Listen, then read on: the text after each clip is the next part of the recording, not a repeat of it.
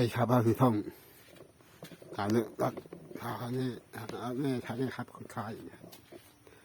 นะครับคนนั่นครับไอ้ชมสวน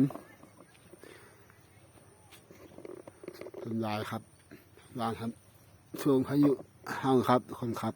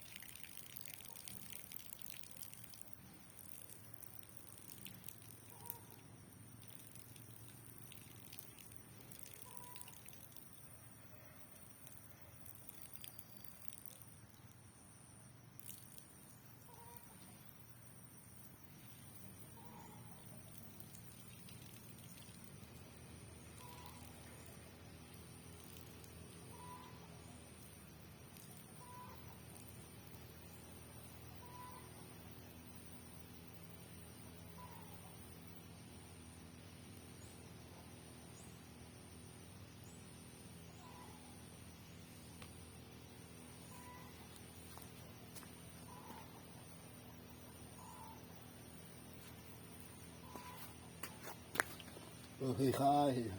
ไอ้ครับไอ้ชมคนหลายส่งให้ห้าขัดให้อันนี้ขาดที่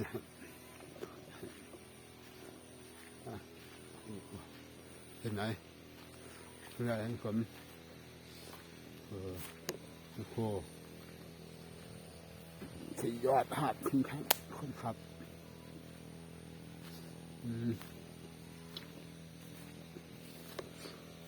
โอ้โหหนาวหน้าตานี้ครับคนขับ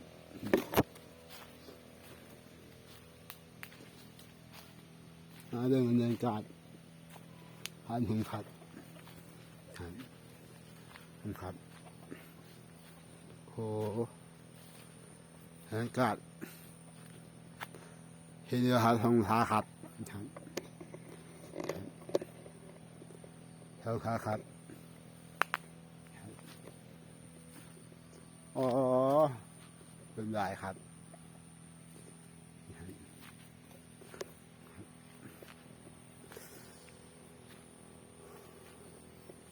เป็นลายอาจยังเลย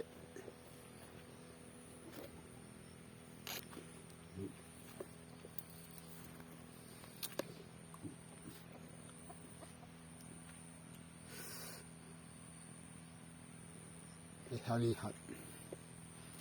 นี่ผ้าส้มคนหลายโชว์พายุเฮา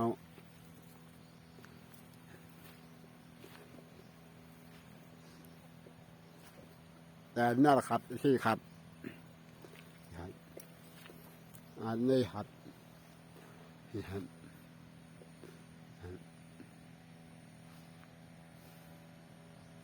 200อันนวน500 ต้นครับที่ครับที่ครับสุดยอด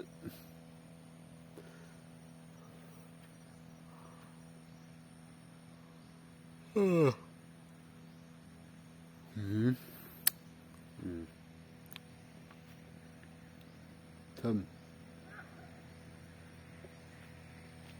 เลย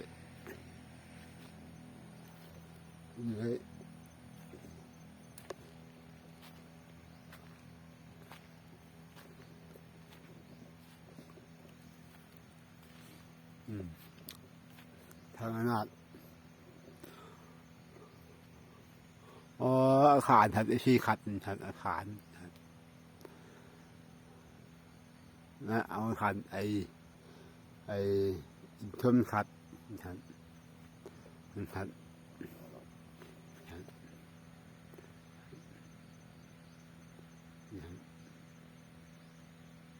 เห็นไหมครับ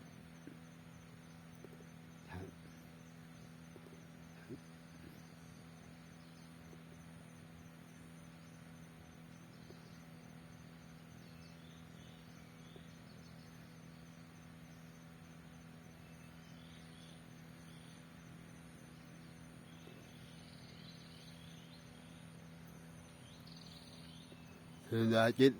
อิทคนยาวครับที่ครับ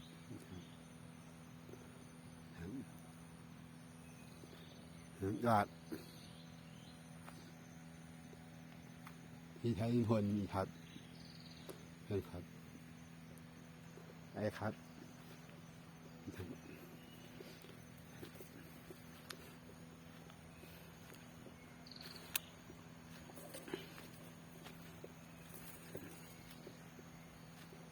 โอ้คือหนาวครับครับ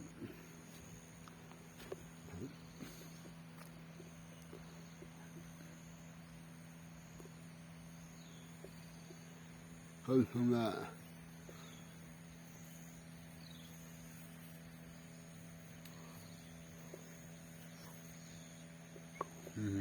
ใช่ไหมไอ้ที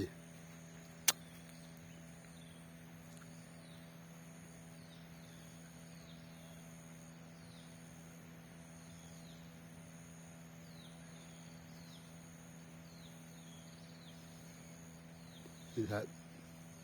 เป็นครับ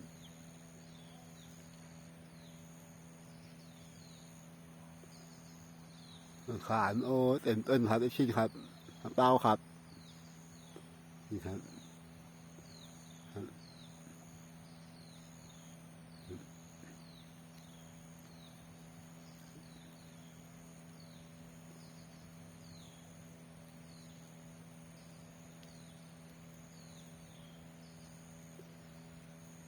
หน้าครับไอ้ที่คน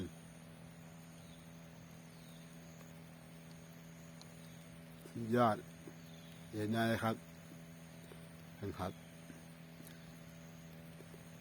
โอ้โหลบนะครับ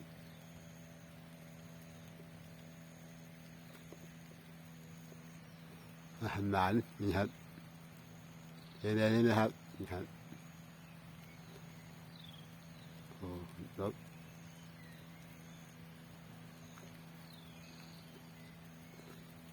นานใหญ่